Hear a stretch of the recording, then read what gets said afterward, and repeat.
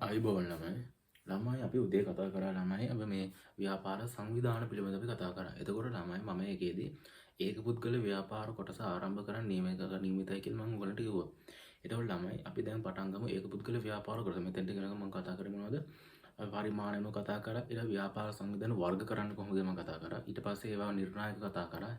ඊට පස්සේ පරිමාණයන අරමුණන හිමිකාරිතන කතා කරමු කොහොමද වර්ග කරන්න කියලා කතා කරා. දැන් අපි කතා කරමු ළමයි ඒක පුද්ගල ව්‍යාපාරයක් කියන්නේ මොකක්ද කියලා. මොකක්ද ළමයි?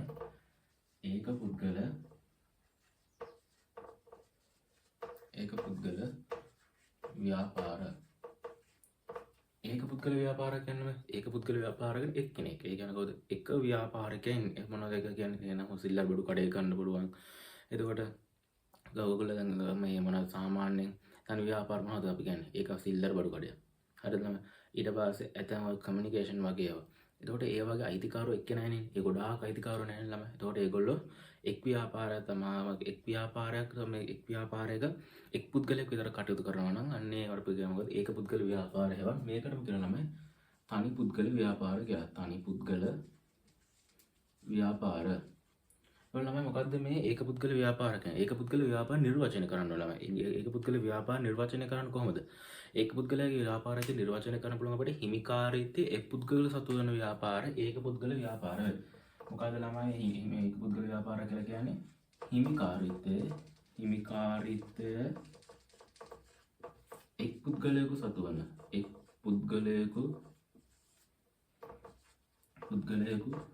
සතු වෙන ව්‍යාපාර. මොකක්ද ඒක පුද්ගල ව්‍යාපාර කියන්නේ? ඒක පුද්ගල ව්යාපාර කියලා කියන්නේ හිමිකාරීත්වයේ එක් පුද්ගලක සතු වෙන ව්‍යාපාර ඒක පුද්ගල ව්‍යාපාර. ඒක මොකද්ද මේ ඒක පුද්ගල ව්‍යාපාරයක් කියන්නේ? ඒක පුද්ගල ව්‍යාපාර කියලා කියන්නේ හිමිකාරීත්වයේ එක් පුද්ගලක සතු වෙන ව්‍යාපාර ඒක පුද්ගල ව්‍යාපාර. ඔයගොල්ලන් ගත්ත පොතේ තියෙනවා ඒක පුද්ගල ව්‍යාපාර. ඒක පුද්ගල ව්‍යාපාරක හිමිකාරීත්වයේ එක් පුද්ගලක සතු වෙන ව්‍යාපාර අනිත් පුද්ගල ව්‍යාපාර අතර ඒක පුද්ගල ව්‍යාපාර සැලකේ.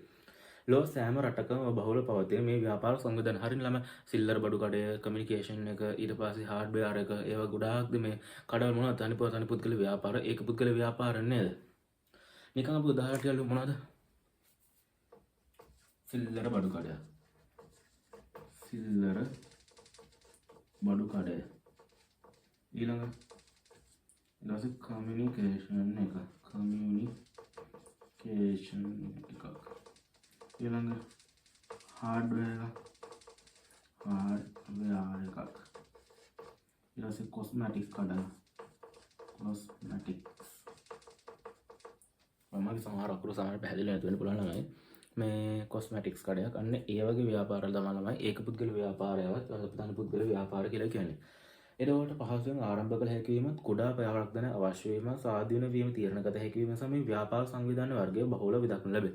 හරිනම ඒක පුද්ගල ව්‍යාපාරක ප්‍රධාන ලක්ෂණය තමයි භාගයකට වඩු ප්‍රාග්ධනයක ආරම්භ කරන්න පුළුවන්. මහා ව්‍යාපාර වගේ මානත මහා පරිමාණ ව්‍යාපාර වගේ අපිට විශාල ප්‍රාග්ධනයක් ඕනේ අඩු ව්‍යාපාරය අඩු ප්‍රාග්ධන ප්‍රමාණයකින් මේ ව්‍යාපාර ආරම්භ කරන්න පුළුවන්. ඒ වගේම සාධින තීරණකම. ඒ කියන්නේ දැන් හිතන්න හවුල් ව්‍යාපාරකවත හවුල් කරුවන් ගැන මම ඔයගලන්ට පළවෙනි කොටසේදී කිව්වා. මේ හවුල් ව්‍යාපාරක හවුල් කරන් ආවම දෙන්න උපරිම 20කට සීමා වෙනවා. එතකොට මේ 20 දෙනා අතර තමයි තීරණය කරන්න ඕනේ ඉදිරි ව්‍යාපාර කටයුතු. හරිලා මෙහෙම බෝඩ් මේ ඉඳගෙන මේසෙ උඩ ඉඳගෙන මේ ඉඳගෙන සාකච්ඡා කරනවා. හැබැයි හවුල් මේක පුද්ගල ව්‍යාපාරයක හැම නැහැ එක්කෙනයි ඉන්නේ. එයා තමයි ඔක්කොම තීරණ ගන්න.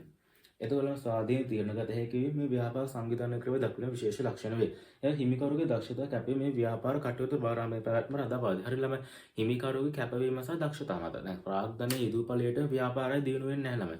ඒකට හිමිකරුගේ දක්ෂතාව සහ කැපවීම තියෙනවා. සමහර සිල්ලර් බඩු කඩවල දෙන ළමයි මම දැකලා තියෙන ඒ කඩවල මිනිස්සු ගන්නෙම නැහැ ළමයි. ඇයි ඒ මුදලාලිගේ තියෙන දක්ෂතාව සහ කැපවීම ප්‍රයෝජනය ගන්න නැති හින්දා ඒ ව්‍යාපාරේ බංකොලොත් වීම අවදානව පවතින. ඒක සමහරලාට ඒ මේවා කඩවල් මේක පුද්ගල ව්‍යාපාර ළමයි විශේෂත්වයක් තියෙනවා. මේ ව්යාපාර ආරම්භ කරන්න පහසු වගේම මේවා මේ ඉක්මනටම වහන්න පුළුවන්. ඇයි මේ වගේ දක්ෂතාව කැපවීම ඊට පස්සේ මම දැන් කියලා තාම ප්‍රාග්ධනය ඊට පස්සේ සාධිනේ තීරණ ගද්දී වැරදි තීරණ ගත්තොත් අන්න ඒ හේතු මත මේ පුද්ගල ව්‍යාපාර විශාල අවදානම්වල ලක් වෙනවා. මේ විශාල අවදානම්වල ලක් අවසාන ප්‍රතිඵලය තමයි මේ ව්‍යාපාරවල මේ වහන්න පුළුවන්. නැත්නම් අපි කියන්නේ මේක ව්‍යාපාර පැවැත්ම තහවුරු කරන්න බෑ. මේ ව්යාපාරය වබාවට නැත්නම් බංකොලොත් වෙලා මේ ව්යාපාරය අසාධාරණ තත්ත්වයකට පත් වෙන්න පුළුවන්. අන්න ඒක තමයි ළමයි ඒක පුද්ගල ව්‍යාපාරයේ පොඩි අවදානමක් තියෙනවා.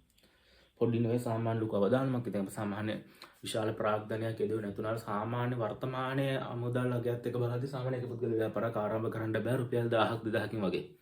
සාමාන්‍ය දෙල් ලක්ෂ 5ක් ලක්ෂ 10ක් වගේ මුදලක් ව්‍යාපාරික පුද්ගල ව්‍යාපාරයක් ආරම්භ කරන වර්තමානයේ යොදවන්න වෙනවා. ඒකට ඉතින් සාමාන්‍ය එක විශාල මුදලක් වර්තමාන වෙනකොට මේ යන ආර්ථිකයත් එක්ක. ඒක සාමාන්‍ය ඉතින් ඒ කඩයක් අරලා කඩයක් වහනවා කියන්නේ ඉතින් විශාල අවදානමක් ඉතින්. ඒකට ඒක පුද්ගල ව්‍යාපාරවල ළමයි අපි දැන් ලක්ෂණ බලමු. ඔයගොල්ලන්ට ලක්ෂණ කීපයක් තියෙන ළමයි ගන්න ඒක පුද්ගල ව්‍යාපාරවල. අපි එකින් එක ලියන් යනවා මොකද්ද මේ ලක්ෂණ ටික කියලා.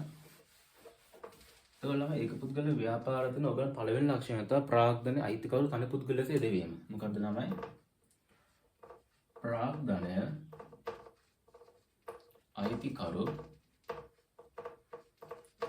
තනි පුද්ගලයෙකු ලෙස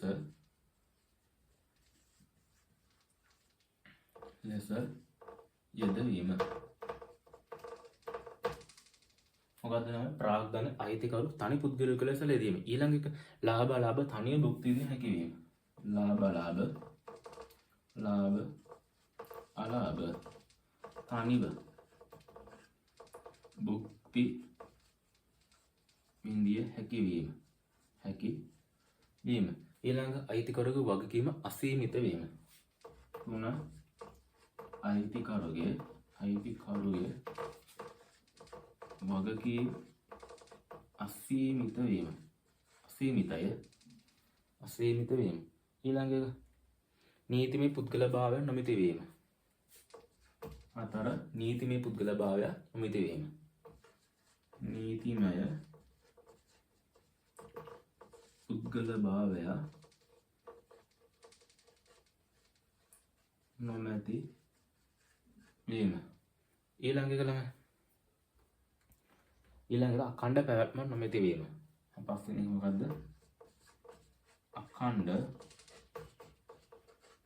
පැවැත්මක් නොමැති වීම. හයවෙනි එක තමයි ලියාපදිංචිය අනිවාර්ය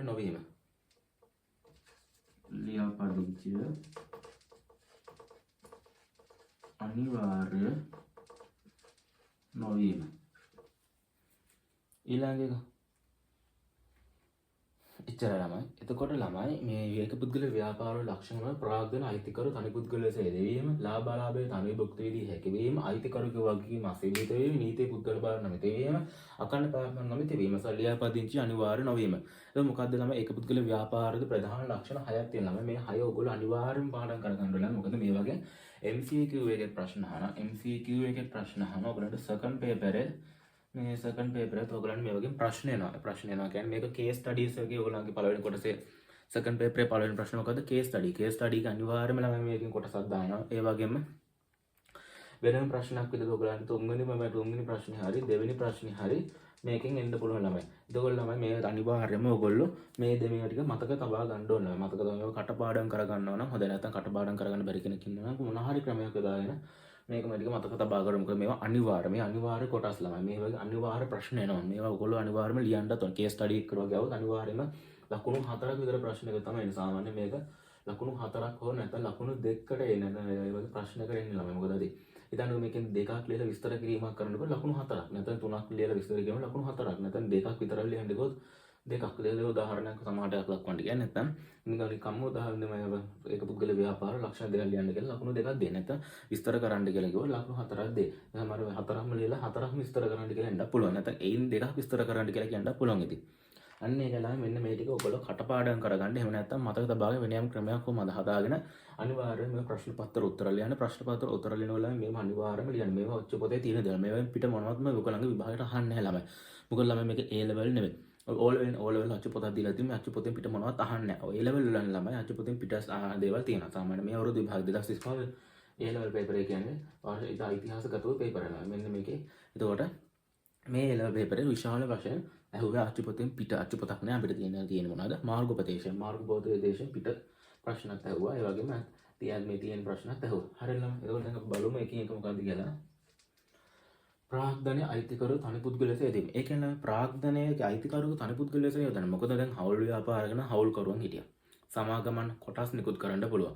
එතකොට සංස්ථාපි සමාගම ඒ කොටස් නිකුත් කරන්න පුළුවන්. සමාගම් පිස්සාව කතා කරන සංස්ථාපි සමාගම් හා සංස්ථාපිත නොවන සමාගම් දෙක වෙන් කරන්න පුළුවන්. අපි ඉස්සරහට කතා කරමු පුද්ගලික සමාගම් හා රාජ්‍ය සමය පොදු සමාගම් කියලා. අපි ඉස්සරහට කතා කරමු. මම නිකන් ඔය කිව්වේ. එතකොට ළමයි ඒ සමානක් දන්නේ අයිතිකරු තන පුද්ගලයාගේ දෙවීම. ඒ කියනකොට දැන් බලන්න හවුල් ව්‍යාපාර හවුල් කරුවන් යොදන්න පුළුවන්. මම කලින් කිව්වා වගේ සමාගමක නම් කොටස් නිකුත් කරන්න පුළුවන්. ඊළඟට සමිතියක නම් සමාජිකයන්ගේ සල්ලි කරනවා එකතු කරගන්නවා. සමිතියකට අර මුදල් එක රාශී කරගන්න. හැබැයි මේ ඒක පුද්ගල ව්‍යාපාරක ඒක පුද්ගල ව්‍යාපාරක ළමයි අයිතිකරු විසින්ම තමයි සල්ලි දාන්න ඕනේ. කවුද එක් පුද්ගලයා මේක අයිතිකරු වෙන්නේ. ඒ මිනිස්සයා විසින් දැන් මම කියලා හිතන්නේ මම සිල්ලර් බඩු කඩේ පටන් ගන්න යනවා නම් මම කරන්න ඕනේ මම ප්‍රාග්ධනය යොදවන්න ඕනේ. මගේ මූල්‍යමය ප්‍රාග්ධනය තියෙන්න පුළුවන්. ඊට පස්සේ දීපල ප්‍රාග්ධනය නැත්නම් දීපලපත්කම් හිතන්නකො මොන හරි මේසයක් තියෙනවා. මම මේසේ ව්‍යාපාරය යොදවන සල්ලි මිල ව්‍යාපාරයට යොදවන ලාච්චුවක් තියෙන මේස සල්ලි දාන්න ඒ සම්බන්ධ කටයුතු සඳහා මේසෙ යොදවන. ඊළඟ මං ගාව තියෙන රාක්කයක් පොත් රාක්කයක් මම ඒක ගන්නම් බඩු තියන්න. මේ කියන්නේ බිස්කට් අනම තියන්න. ඒ වගේ ඒ අලද භාණ්ඩාසියල භාණ්ඩක භාණ්ඩ මං ඉතින් ඒ රාක්ක ගන්න. එතකොට මොනවද දීපලපත්කම් යොදවලා තියෙනවා. මූල්‍යමය ආදායවත්කම් යොදවන්න පුළුවන්. ඊට පස්සේ දැනුම යොදවන්න. දැනුමක් කියන්නේ ප්‍රාග්ධනයම තමයි. මොකද දැනුම මිනිස් දැනුම ප්‍රාග්ධනයකද වර්තමානයේ විශාල වටිනාකමක් තියෙන වන්දියක් තමයි දැනුම කියන්නේ. දැනුමට ඉල්ලුම අද වර්තමානයේ වැඩි. එහෙනම් ඔයගොල්ලෝ දැනුම හදාගන්න වෙනවා. ඊට පස්සේ අපි මං හිතන්නේ මං ගා දෙන ලොරියක්. මං ඒ ලොරිය ව්‍යාපාරයට යොදවනවා මේ බඩු භාණ්ඩ මේ ප්‍රවාහන කටයුතු සඳහා. එතකොට ඒ ඔක්කොම කරන්නේ මොකද? මං මේ හැමදේම ව්‍යාපාරයෙන් ප්‍රාග්ධනීය යෙදවීමත් සදා සිදු කරනවා. කවුරුත් මට ඒවා ලබා අපි හවුලේ කරන්නේ නැහැ. මම කොටස් නිකුත් කරලා මට සල්ලි හොයාගෙන ඒ දේවල් ගන්නත් බෑ. මම විසින්ම ඒවා මගේ මූල්‍යමය දායකත්වයෙන් හා දීපලවත්කම් විදියට ඒවා ඔක්කොම ව්‍යාපාරයට යොදවන්න ඕනේ. ඔය ව්‍යාපාරේ ප්‍රාග්ධනීය යොදවන ප්‍රමාණය අනුව තමයි ව්‍යාපාරේ ප්‍රමාණය තීරණය. අපි කතා කරන්නේ සුළු හා මධ්‍ය ප්‍රමාණ ව්‍යාපාර මහා ප්‍රමාණ ව්‍යාපාර කියලා. ෆුඩ් සිටි කීල්ස් වගේ කියන්නේ මහා පරිමාණ සිල්ලර බඩු කඩව. ඒ රොඩ සාමාන්‍ය එක ගමේ කඩේ කියන ඒවා වෙල මහා පරිමාණ සිල්ලර බඩු කඩවල නෙවෙයි. ඒ වෙල සුළු හා මධ්‍ය පරිමාණ ව්‍යාපාර වෙන්න පුළුවන්. සමහර වෙලාවට ගමේ කඩේ සාමාන්‍ය ෆුඩ් සිටි තරම් වෙන්න පුළුවන්. ඒක හැබැයි ඒත් එකක් නේ තියෙන ළම. ඒක රට වටේ ජාලයක් විදිහට තියෙන. ඒ ගමේ කඩේ විතර ඒක ලොකුවට හදලා ෆුඩ් සිටිය තරම් තියෙන්න පුළුවන්. ඒකත් හැබැයි ඉතින් ඒ බැලුව ඒක පුද්ගල ව්‍යාපාරක ඒ වගේම සුළු හා මධ්‍ය පරිමාණ ව්‍යාපාරකද ගන්න මහා පරිමාණ ව්‍යාපාරකද ගන්න බෑ. ඒකට ප්‍රාග්ධන අයිතිකරු තනි පුද්ගලයෙකුම හරි. ඒ ලාභාලාභේ තනි භුක්තිම. ඒ කියන්නේ ළමයි දැන් හිතන්න දැන් කොටස් කරුවන් කොටස් නිකුත් කරපුවාම ළමයි අපි ඒගොල්ලන්ට ලාභයක් ගෙවන්න ඕන. වර්ෂ අවසානයේදී සමාගමේ බදු පෙර ලාභය කියලා අපි සමාගම් ගණන් ඒලවලදී හදන්නේ සබදු පෙර ලාභය කියලා ලාභය අඩු කරනවා. ඒ ලාභය අපි ඒක ගෙවන්න ඕන කොටස් කරුවන්ට. හරි ළමයි. ඒ කියන්නේ මහජනතාවට දබා දෙන්න ඕන කොටස් ගත්ත මහජනතාවට. ඒකෝට ළමයි මේ වගේම දැන් හවුල් ව්‍යාපාරයකත් එහෙම ළමයි. අත සමාගම නම් හවුල් ඔප්පුවල බෙදා ගන්න පුළුවන් ලාභය බෙදා ගන්නවා කියලා. එතකොට ළමයි ඒකට හවුල් ඔප්පුව දාගත්තාම හවුල් ඔප්පුව ගැන අපි කතා කරන නිසා හවුල් ඔප්පුව දාගත්තාම මේ හවුල් ඔප්පුවේ තියෙන විදිය තමයි හවුල් ව්‍යාපාරය පවත්වාගෙන යන්න ඕනේ. එහෙනම් එතකොට ළමයි ඒ වගේ ලාභ බෙදා ගන්නකොට ලාභය විසිරලා හිතන්නකො 1000ක් තියෙනවා නම් මේ 1000 4 දෙනෙක් අතර බෙදලා යන්න පුළුවන්. නැත්නම් 10 දෙනෙක් අතර බෙදලා යන්න පුළුවන්. නැත්නම් 1000ක් තියෙනවා නම් ඒක 100 දෙනෙක් අතර බෙදලා යන්න පුළුවන්. හැබැයි ළමයි මේ හිතන්නකො තනි පුද්ගල ව්‍යාපාර නැත්නම් සිල්ලර බඩු කඩේක ලාභයේ මුදලාලිමනේ දරන්නේ. ඒක කාර්යගතව බෙදලා යන්නේ එයා තමයි භාණ්ඩ විකුණන්නේ එයා තමයි කළමනාකරණ කට සුදු කරගන්නේ එයාම ලාභයක් භුක්ති විඳිනවා ඒ වගේම අලාභයක් අරක දැන් හවුල් ව්‍යාපාර සමාගම් වල උනා දැන් සමාගම් වල අලාභයක් වුණොත් අලාභය කොටස් කරුවන් දෙන්නේ නැහැ පියවන්න ඒගොල්ලෝ මේ අලාභය අපි අඩු කරනවා සමාගම් ගන්න එනකොට අලාභය කොටස් කරුවන් දෙන්නේ ලාභය විතරයි භුක්ති දෙන්නේ හැබැයි හවුල් ව්‍යාපාර ගන්න අලාභයක් භුක්ති දෙන්න ඕනේ ලාභයක් භුක්ති දෙන්න ඕනේ කියලා අලාභයක් වුණොත් අපි ඒ සඳහා දායකත්වය ලබා දෙන්න ඕනේ අනිවාර්යයෙන්ම හැබැයි මේ හවුල් ඒක පුද්ගල ව්‍යාපාර කරන ළමයි අලාභයක් වුණොත් ඒක බරපතල ලෙස දහානි වෙන කාටද එක් පුද්ගලයෙකුට නැත්නම් ඒ කඩේ මුදලාලිය තමයි ඒක බලපාන්නේ ඒ පුද්ගලයා තමයි ඒ අලාභය කියන දෙකම දරා ගන්න ඕනේ ඊළඟට අයිතිකරුගේ වගකීම් අසීමිතයි වගකීම් කියන්නේ ළමයි මෙතන මේ වගකීම් කියලා කියන්නේ යාට මේ අවට තියෙන වගකීම් නෙවෙයි වගකීම් කියලා කියන්නේ බැංකු ණය හරිද එයා මොන හරි ණයක් ගත්ත නම් ඒ ණය ඒකට පොලියට ගත්ත නම් ණය ඒවා අන්න ඒවා තමයි බෙදෙන වගකීම් කියන්නේ ඒකට මෙන්න මේ මෙයාගේ මේ වගකීම් අසීමිතයි හැම ඒ කියන්නේ අසීමිතයි කියන්නේ මෙයාගේ දේපල පව පුද්ගලික දේපල පව උගස් කරලා මේ ලව මේ වගකීම් පියවීම සඳහා අනිවාර්යෙන් බැඳිලා යන ඒක ඕගලන් අච්චුපතේ ලස්සනට කියනවා ළමයි මෙහෙම ඒක පුද්ගල ව්‍යාපාර අයිතිකරුගේ වගකීම් අසීමිත වේ. මේ අනුව වගකීම් ඉදු ප්‍රාග්ධන පමණ සීමාන ඕ සතු දේපල හා වෙනත් වත්කම් භාගස්වී වගකීම් පියවීම සහ කැපකිරීම සිදුවිය හැකි අතර එසේ කැප කළ යුතු ප්‍රමාණ නිශ්චිත සීමා නොමැත. ඒක පුද්ගල ව්‍යාපාරක ළමයි අයිතිකරු වගකීම් අසීමිත. අපි දැන් මෙතන කතා කරන්නේ ඒ වගේම ළමයි මේ වගකීම් ඉදු ප්‍රාග්ධන පමණ හිතන්නකො මෙයා ලක්ෂ 10ක් මම නිකන් නෑ මේ ලක්ෂ 10ක් ළමයි මේ LKS එක මම නිකන් ලියන්නම් LKS ලක්ෂ 10ක් ළමයි මේ ලක්ෂ 10 ක ප්‍රාග්ධන යදවන වගකීම් කියනවා කියලා හිතන්නකො ලක්ෂ 20 ඒවා ප්‍රාර්ථනේ ලක්ෂ 10 එදුවේ මම මගේ වගින්ද මට මගේ වගකීම් මගේ ලක්ෂ 10 කියලා යාට නිකන් ඉන්න බෑ ළමයි. එයාව ණය ගත්තා නම් ලක්ෂ 20ක එයා ලක්ෂ 20ම ගෙවන්න බැදලා ඉන්නවා. එතකොට ඒක යාගේ පෞද්ගලික දේපල බව සමහරට ගෙදර වාහනේ ඒ හැමදේම උගස් කරලා හරි යාට සිද්ධ වෙනවා මේ දේ වගකීම් පියවන්න. ඒක තමයි වගකීම් අසීමිතයි කියලා කියන්නේ. හැබැයි හවුල් ව්‍යාපාරය වගකීම් අසීමිතයි. හැබැයි රාජ්‍ය සංස්ථා අපි සමාගම් වල වගකීම් සීමිතයි. අපි ඒවා ඉදිරියට කතා කරමු. ඊළඟ ළමයි නීතියෙන් පුද්ගල භාවය නොමිතුයි. දැන් සංස්ථාපිත සමාගමක් ළමයි අනිවාර්යයෙන්ම නීතියෙන් පුද්ගල භාවයක් තියෙනවා. ඒ කියන්නේ නීති ඉදිරියේදී යා පුද්ගලයෙකු ලෙස පිළිගන්නවා කියන එක තමයි කියන්නේ ළමයි. ඒ කියන්නේ නීතියක් තියෙන නීති ඉදිරි උසාවියට ගියොත් අපි යම් මොනවා හරි ප්‍රශ්නයකදී ඒ මේකට ව්‍යාපාරයෙන් පුද්ගලයෙක් කියලා කියන්නේ මිනිස්සෙක් විදියට පිළිගන්නවා කියලා තමයි කියන්නේ. හැබැයි ඒක පුද්ගල ව්‍යාපාරයක් හෝ හවුල් ව්‍යාපාරයක්. අන්න ඒ දෙකෙන් එකක්. හරිද ළමයි? ඒ දෙකින් එකක් මේ මොන හරි වරකට නීතිමය කටයුත්තක් ඉදිරියට ගියොත් උසාවියක් ඉදිරියට ගියොත් මේ නීතියෙන් පුද්ගල භාවයක් නැහැ. යා මනුස්ස නීති ඉදිරි පුද්ගලයෙක් ලෙස පිළිගන්නේ නැහැ. එතකොට එයා පෙනී සිටින්න ඕනේ. එතකොට ඒක පුද්ගල ව්‍යාපාරයක් කඩේ මුදලාලි තමයි යන්න ඕනේ. එයාගේ නමින් තමයි ඉන්න ඕනේ. අපි හිතමු කොනවා මිස්ටර් පෙරේරා කියලා. මිස්ටර් පෙරේරා කියන නමින් තමයි එතකොට එයා ඉන්න ඕනේ. එයාගේ නම අපි හිතමු කඩේ නම MR කියලා. MR මොනවාරි ෆැෂන් හරි MR සිටි ෆුඩ්ස් හරි මොනවා හරි. ඒ නමින් එයාට ඉන්න බෑ. එයා ඉන්න ඕනේ මිස්ටර් පෙරේරා කියන නමින් තමයි නීති ඉදිරියේ. හැබැයි සමාගම කරන නීතිය ඉදිරියේ එයාට අපි හිතමුකෝ CC කම්පැනි කියලා CC කම්පැනි කියලා නමින් ඉන්න පුළුවන්. අපි ඉදිරියට කතා කරමු. මෙතනදී මතක තියාගන්න නීතිය පුද්ගල භාවයක් නැහැ කියලා කියලාගෙන උසාවිය ඉදිරියේ මොන හරි නීතියෙන් කටයුත්තක් සදා ගියොත් එයාට ව්‍යාපාර නමින් පෙනී සිටින්න බෑ. අකණ්ඩ කාලම නොමිතු. අපි දැන් කතිකි මම ඔයාලට කිව්වනේ ළමයි අකම ඉස්සෙල්ලම් මෙයා හරියට දැනුම කාලය ශ්‍රමය දක්ෂතාව පළපුරුදු කියන හැම දේවල් යොදුවේ නැත්නම් ළමයි මේ ව්‍යාපාර ඉදිරියට කරගෙන යන්න බෑ කියලා. ප්‍රාග්ධනය හරියට යොදුවේ නැත්නම් ළමයි ව්‍යාපාර ඉදිරියට කරගෙන යන්න බෑ. මොකද මේ ව්‍යාපාරවල මේ පැවැත්ම තීරණය කරන්නේ ලාභය සහ පාරිභෝගිකයන් තෘප්තිය මත. එනත පාරිභෝගිකයන් පැමිණීම මත. පාරිභෝගික ව්‍යාපාරයට එන්නේ නැත්නම් ළමයි ඒ වෙනුවට වෙන ව්‍යාපාරයකට යනවා නැත්නම් වෙන කඩේකට යනවා නම් ළමයි එතනදී ව්‍යාපාරය සඳහා මේ පැවැත්මක් නැහැ. මොකද මුදල් ගලා එන්නේ නැහැ. අපි ප්‍රාග්ධනය යෙදුවා. හැබැයි මේ ප්‍රාග්ධනයත් හොඳටම යෙදුවා කියලා හිතන්න. ඒක හැබැයි අපේ කඩේ හොඳටම බඩුත් තියෙනවා. භාණ්ඩාසේවත් තියෙනවා. හැබැයි පාරිභෝගික පැමිණෙන්නේ නැහැ. ඇයි? මුදලාලි එන පාරිභෝගිකයන්ට හිතන්න ඔය බනිනවා කියලා. අන්න එතකොට පාරිභෝගික මොකද කරන්නේ? අය පාරිභෝගික ඒ ව්‍යාපාර මුද කඩේට යන්නේ නැහැ. ඒ වෙනුවට වෙන කඩේකට යනවා. එතකොට ඒ ව්‍යාපාරේ පැවැත්මක් නැහැ. අන්න ඒක අකණ්ඩ පැවැත්මක් නැහැ කියලා කියන්නේ. ඒ වගේ ලියාපදිංචි අනිවාර්ය නොවීම. ලියාපදිංචි අනිවාර්ය නැහැ ළමයි. හැබැයි ළමයි මෙහෙම දෙයක් තියෙනවා ළමයි. ලියාපදිංචි අනිවාර්ය නැහැ කිව්ව ළමයි මේක හවුල් ව්‍යාපාර ආඥා පනතේ අපි මේ සමහර වෙන ළමයි පුද්ගලික ව්‍යාපාරය මේ ලියාපදිංචි කරන්න ඕන ළමයි. ඒක ලියාපදිංචි කරන්න ඕන ළමයි මෙන්න මේ පනතලා යටතේ. සාමාන්‍යයෙන් ඒක පුද්ගලික ව්‍යාපාර ලියාපදිංචි අනිවාර්ය නැහැ. හරිද ළමයි?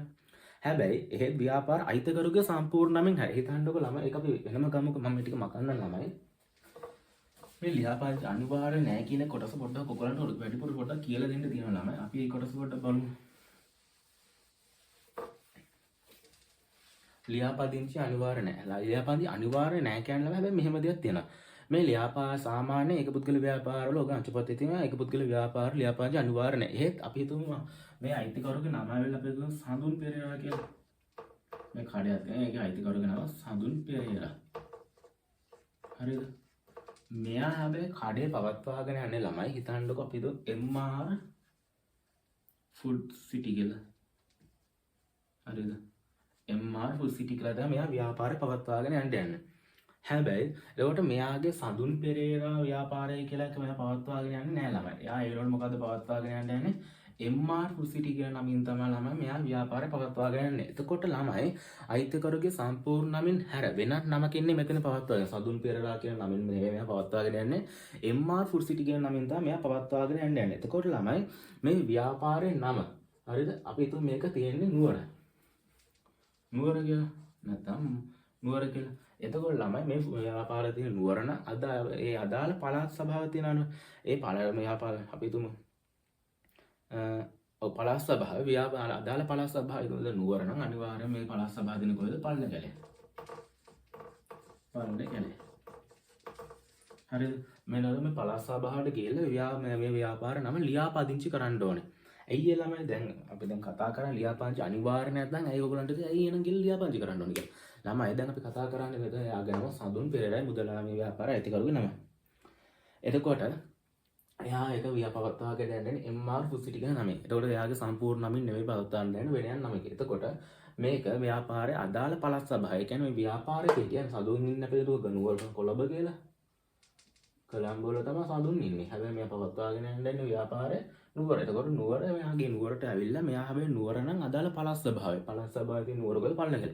පල්ලකල ගිහිල්ලා මෙයා ව්‍යාපාර නාමය ලියාපදිංචි කරන්න ඕනේ. එයාගේ ව්‍යාපාර නාමය ලියාපදිංචි කරන්න ඕන මොන මොකෙන්ද? ව්‍යාපාර නාම රෙජිස්ට්‍රාර් කාර්යාලයේදී. මේ පළස් ස්වභාවයට ගිහිල්ලා මෙයා යන්න ඕනේ මේක ලියාපදිංචි කරන්න නම් ලියාපදිංචි කිරීමට මෙයා යන්න ඕනේ ව්‍යාපාර නාම රෙජිස්ට්‍රාර් කාර්යාලයට. වෙන මොකටවත් ගිහිල්ලා හරියන්නේ නැහැ ළමයි.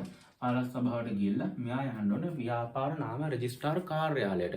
කාර්යාලයට ගිහිල්ලා මෙයා මේක ලියාපදිංචි කරන්න ඕනේ. මේක ළමයි ලියාපදිංචි කරන්න ඕන ඕගොල්ලෝ මෙන්න මේ පනත යටතේ ළමයි. ඒ පනත තමා ළමයි ඉන්න ළමයි පොඩ්ඩක්. මේ පනත මම දැක්ක මට මේ පනත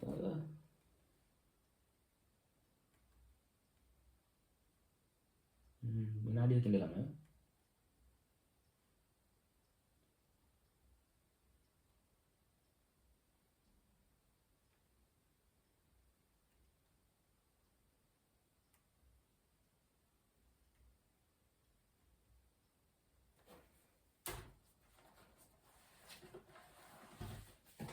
ඒ පනත තමයි ඉන්න අපි පොඩ්ඩක් බලමු. මට පනත මේ වෙනස් වුණාද කියලා මම අද කිව්වොත් තියෙනවා නම. පොඩ්ඩක් බලමු මොකද්ද මේ පනත හරියට අපි බලලා ක්ලියර් ගමු ළමයි. මේ ඔයගොල්ලෝ එක මේ පොඩ්ඩක් විනාඩියකින් ළමයි අපි පනත බලමු මොකද්ද කියලා.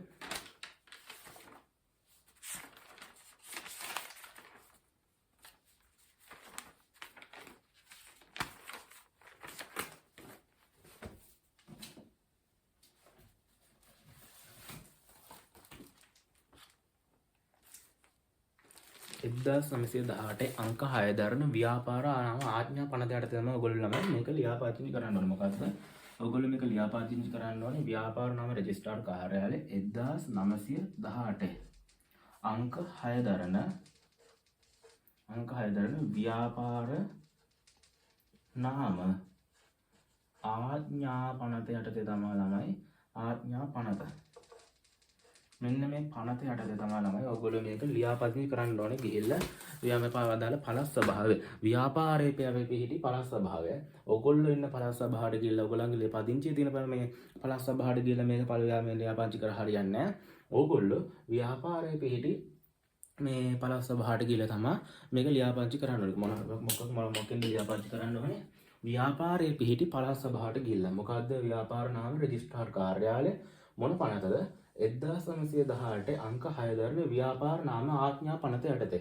ළමයි මේ ව්‍යාපාර නාම ආඥා පනත කියන්නේ දැන් සාමාන්‍ය ආඥාවක් කියන්නේ මොකද? අණක් කියන එකනේ.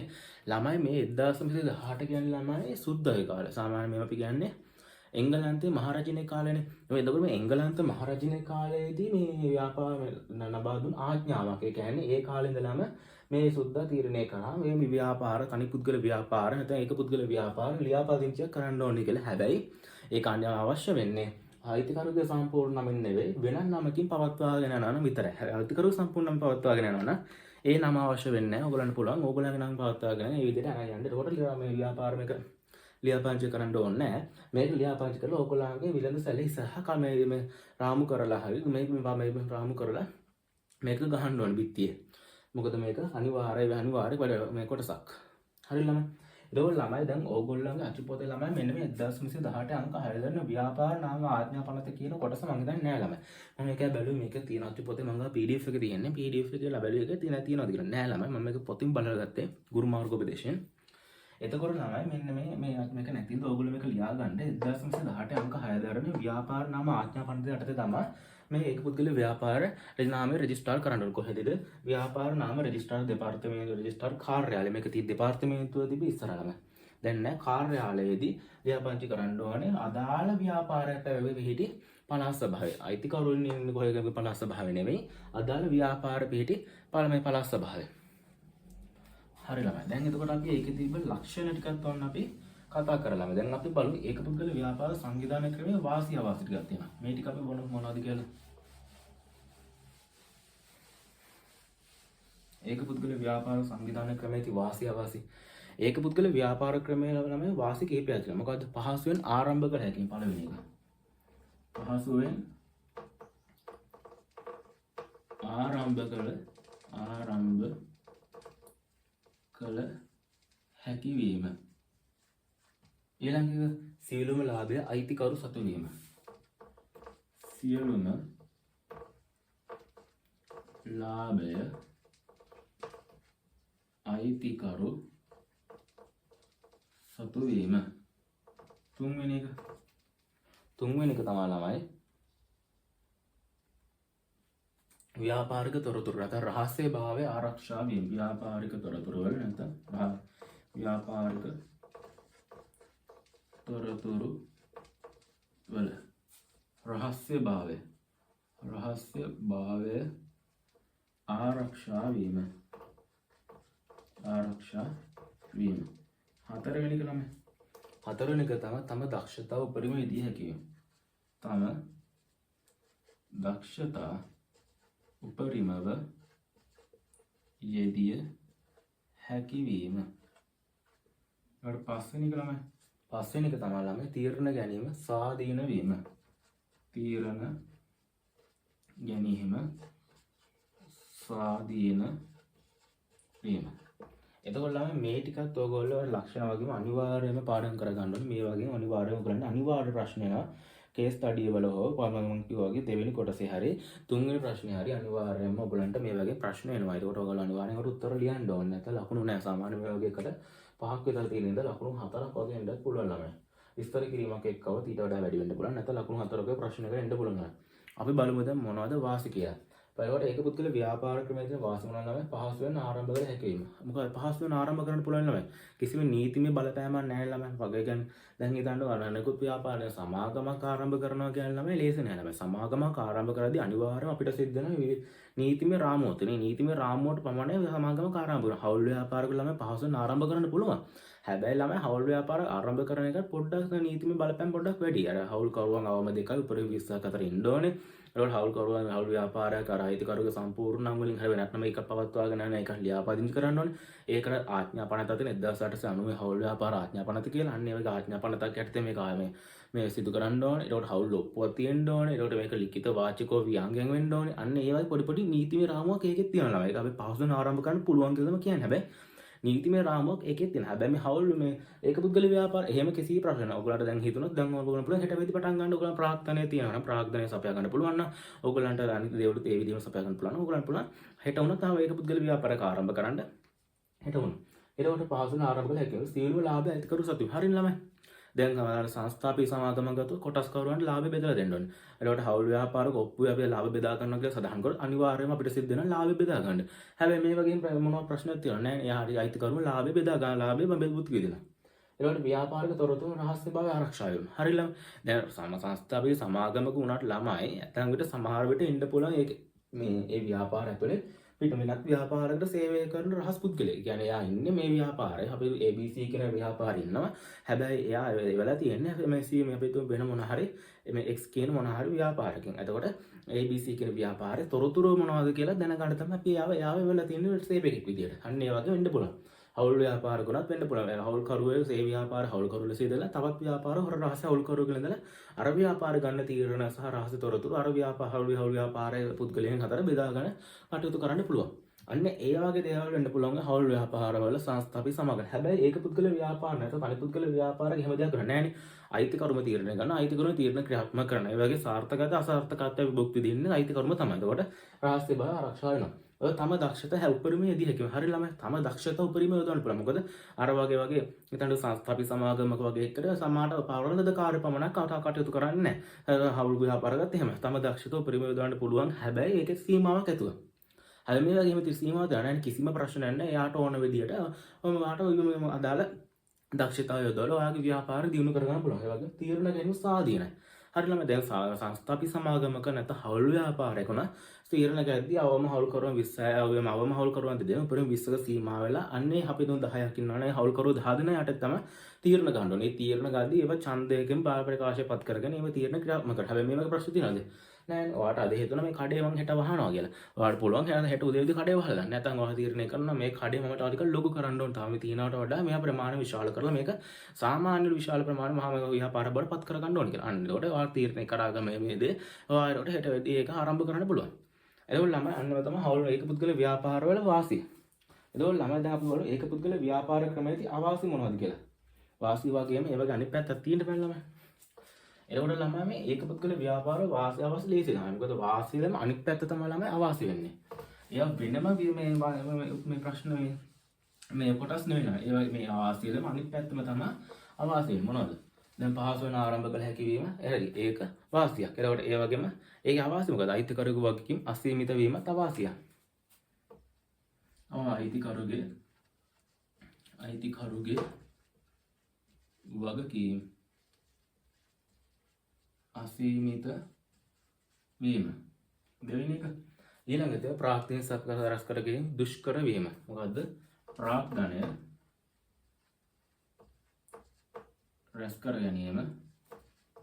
රැස් කර ගැනීම දුෂ්කර වීම. තුන්වෙනි එක තමයි අඛණ්ඩ පැවැත්ම නොමිති වීම. අඛණ්ඩ පැවැත්මක් නොමැති වීම. ඒකට හතරවෙනි එක තමයි ව්‍යාපාර නෛතික පුද්ගල භාවය නොමැති වීම. ව්‍යාපාරයට නෛතික නැත්නම් නීතිමය පුද්ගල භාවය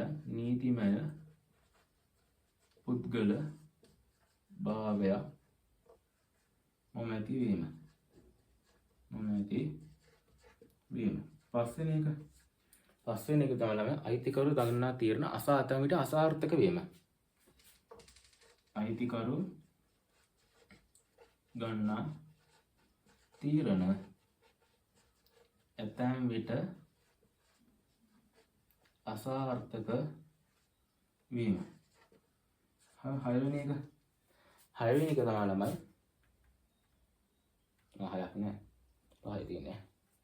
හයක් නෑ පහයි තියෙන්නේ.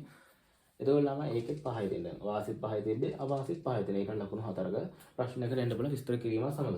එතකොට අපි බලමු අයිතිකරු වගකීම් අසීමිතයි ළමයි. අයිතිකරු වගකීම් අසීමිතයි නම් ඔයගොල්ලෝ මම කියවනේ එයා ගත්ත ප්‍රාග්ධන ප්‍රමාණයක් එයාගේ වගකීම් සීමා වෙන්නේ නැහැ. එයාගේ පෞද්ගලික දේපල පව උගස් කරලා අදාළ බැංකු ණය ඒ ණය ගෙවන්න ඕනේ. අන්න එක අයිතිකරු වගකීම් අසීමිතයි කියලා කියන්නේ. ඊළඟට ප්‍රාග්ධනය රැස් කර ගැනීම දුෂ්කර. හරි ළමයි. දැන් ප්‍රාරගොල්ලන්ට මොකද හවුල් කරන ප්‍රාග්ධනය යොදවනවා. එතකොට කොටස් නිකුත් කරන්න පුළුවන් සමාගම. හැබැයි මේකේ එහෙම කවුරුත් ප්‍රාග්ධනය යෙදවීම සිදු කරනවද නැහැ. අපිම ප්‍රාග්ධනය යොදවාගෙන මේ ව්‍යාපාර ආරම්භ කරනවා. ඒතකොට අපිට ප්‍රාග්ධනය වර්තමාන ආර්ථිකයත් එක්ක බලද්දි මේ සාමාන්‍ය මේක පුද්ගල ව්‍යාපාරයත් තනි පුද්ගල ව්‍යාපාර ආරම්භ කරන කෙනා අඩුම තරම රුපියල් ලක්ෂ 15 ලක්ෂ 10 වගේ මුදල ප්‍රමාණයක් අතේ තබාගෙන තමයි ළමයි ව්‍යාපාර ආරම්භ කරන්න ඕනේ. ඒකට එන්නේ ඒක විශාල මුදලනේ ළමයි. ඒකට අර ප්‍රාග්ධනය රැස් කර ගැනීම දුෂ්කරයි. ඒකට සමහරවිට මේ ව්‍යාපාර ආරම්භ කර ගැනීම පහු වෙන්න පුළුවන් නැත්නම් අත්හැරලා දැමීමක් වෙන්න පුළුවන් ඉතින්.